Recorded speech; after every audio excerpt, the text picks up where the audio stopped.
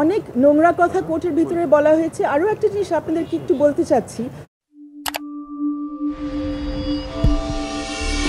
প্রকাশ করে কিনা অবশ্যই না, আইনে কোনো কনফ্লিক্ট করে কিনা না, আমাদের মতে এখানে কোনো কনফ্লিক্ট হচ্ছে না। এটা একটি নাগরিক উদ্যোগ এবং নাগরিক উদ্যোগ নেওয়ার আমাদের সাংবিধানিক অধিকার আছে এবং আমরা ওই বিষয়টা অলরেডি বোঝানো হয়েছে যে বিচারিক যে কমিটি এর মধ্যে করা হয়েছে আমাদের অ্যাটর্নি জেনারেল মহোদয় এটা কিন্তু সুপ্রিম কোর্ট অ্যাপেলেট ডিভিশনের আগে সামনেই 21 তারিখে বলেছিলেন। আমাদের প্রধান, আপনারা অনেকে ওখানে ছিলেন আদালতে, প্রধান বিচারপতি বলেছিলেন একটি কমিশন গঠন হয়েছে।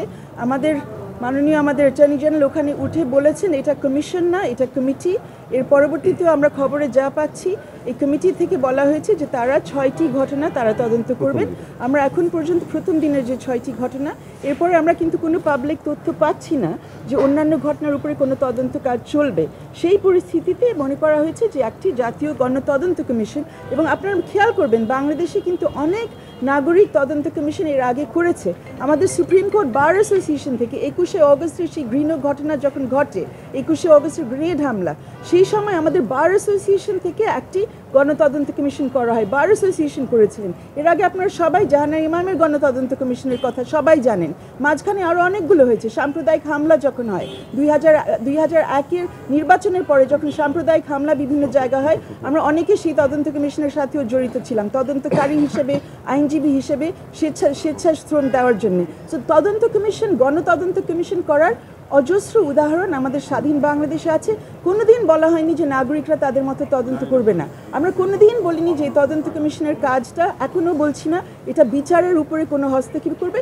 তদন্ত করা হবে, একটি প্রতিবেদন পেশ করা হবে, যদি সেটার ভিত্তিতে বিচারিক কোনো ব্যবস্থা নেওয়া হবে, যদি সেটা ফেলে দেওয়া হয় বঙ্গোপসাগরে ফেলে দেওয়া হবে, সেটা তো রাষ্ট্রের ব্যাপার কি হবে। আমি প্রথমেই বলি যে আমার মনে হয় আমরা সবাই বেশ দুঃখিত যেখানে বিভিন্ন ধরনের ব্যক্তিগত আক্রমণ আমাদের শুনতে হয়েছে আদালতের মধ্যে। আমরা সবাই এখানে এসেছি প্রথমত নাগরিক হিসেবে, দ্বিতীয়ত এই আদালতের আইনজীবী হিসেবে। আমরা সবাই সংবিধানের প্রতি শ্রদ্ধাশীল, শুধু মৌলিক অধিকারের ক্ষেত্রে না, আপনাদের জন্যও এটা প্রযোজ্য। আমাদের 21 ধারা সংবিধানে যেখানে বলা আছে আমাদের সবার উপরে কর্তব্য রয়েছে যাতে আমাদের সংবিধান ঠিকমতো প্রয়োগ করা হয়। এই দায়িত্ব নিয়ে আমরা এখানে এসেছি, আর কোনো কিছু করার জন্য না। তো আমার মনে হয় আমাদের উপরে যেসব অনেক নোংরা কথা কোর্টের ভিতরে বলা হয়েছে। আরও একটা জিনিস আপনাদেরকে একটু বলতে চাচ্ছি, আজকে শুধু একটি আদালত না, অনেকগুলো আদালত আজকে চলার কথা ছিল। অনেকগুলো আদালতে শুধু আমরা যারা প্রাইভেট লয়ার আমরা থাকি না, অ্যাটর্নি জেনারেল অফিসার বিভিন্নজন থাকে, assistant attorney general, deputy attorney general, ওনাদের দায়িত্ব হচ্ছে রাষ্ট্রের কাজ করা। ওনাদের নির্ধারিত কোর্টে না থেকে সবাই কেন এই বেঞ্চের মধ্যে ছিলেন? আমাদের কেন এমন অবস্থা শুনতে হয়েছে যে আমরা যখন মাইক নিয়ে কথা বলার চেষ্টা করছি, মাইক অন থাকার পরেও আমাদের কথা শোনা যায়নি? কারণ চারিদিক থেকে তখন বিভিন্ন ধরনের কথাগুলো বলা হচ্ছে, ব্যক্তিগত আক্রমণগুলো করা হচ্ছে।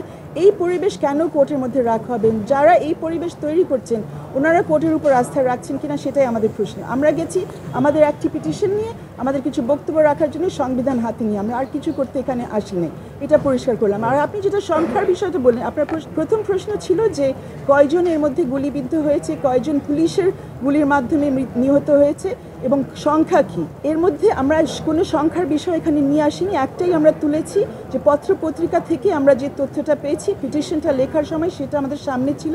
এর মধ্যে সরকারি একটা তথ্য এসছে, সেটা তুলে দেওয়া যায়, আর একটা পিটিশনের মধ্যে বলাই যায়। কিন্তু কথা হয়েছে একজনের বেশি একাধিক বাংলাদেশি নাগরিক মরেছে, গুলিবিদ্ধ হয়ে মরেছে, নিহত হয়েছে। তো সেটার তো একটা তদন্ত করতে হবে। আমরা এখানে তদন্তের জন্যও আসিনি, গণতদন্তের কথা তোলা হচ্ছে, সেটা নিয়ে আমরা কোনো কথা এখানে বলিনি। আমরা বলেছি যে গুলিটা বন্ধ করা হোক। আরেকটি বিষয়, এত কথার মধ্যে বোধহয় সবাই ভুলে যাচ্ছেন, এটার আরেকটি প্রেক্ষিত ছিল যে 6জন সমন্বয়কারী আন্দোলন। এটা আবারও বলি, আমরা কিন্তু এই আন্দোলনেরও কেউ না, আমরা নাগরিক এবং আইনজীবী।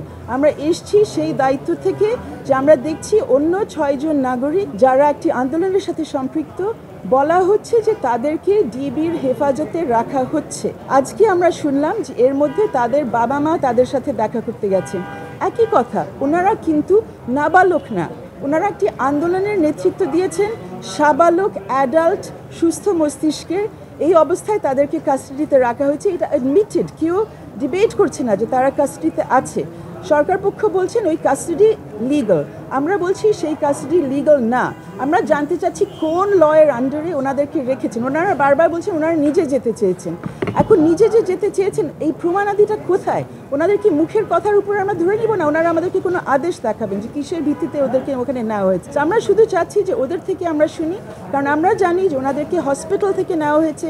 হসপিটালে যখন বলা হয়েছে ডিসচার্জ অর্ডার নাই, তখন বলা হয়েছে এটা লাগবে না। আর 6.5-8 ঘন্টা ধরে আমরা কেউ জানতাম না তারা কোথায় আছে। তারপর এডমিশন এসছে যে তারা ডিবির কাছে, হ্যাঁ ভোরবেলার দিকে জানা গেছে 5:10 যে ওনারা কোথায় আছেন। পরের দিন আমরা মাননীয় মন্ত্রীর কাছে শুনেছি যে তারা ডিবির কাছে আছে। সেটা তো এডমিটেড, এটা নিয়ে তো কোনো তর্ক নেই। এবং আপনাদের কাছে অনুরোধ রাখবো যে তথ্যগুলো এসছে সেগুলো মুছে ফেলেন না, সেগুলো বলেন যে কে বলেছে তারা ডিবির কাস্টডিতে। এখন তারা বলুক তাদের ক্ষমতা কোথায় ডিবির কাস্টডিতে কাউকে নিজের নিরাপত্তার জন্য রাখতে। এটা আমাদের আইনে কোথায় আছে, বাংলাদেশের আইনে? এটাই আমরা দেখতে চাই। ঠিক আছে, ঠিক আছে।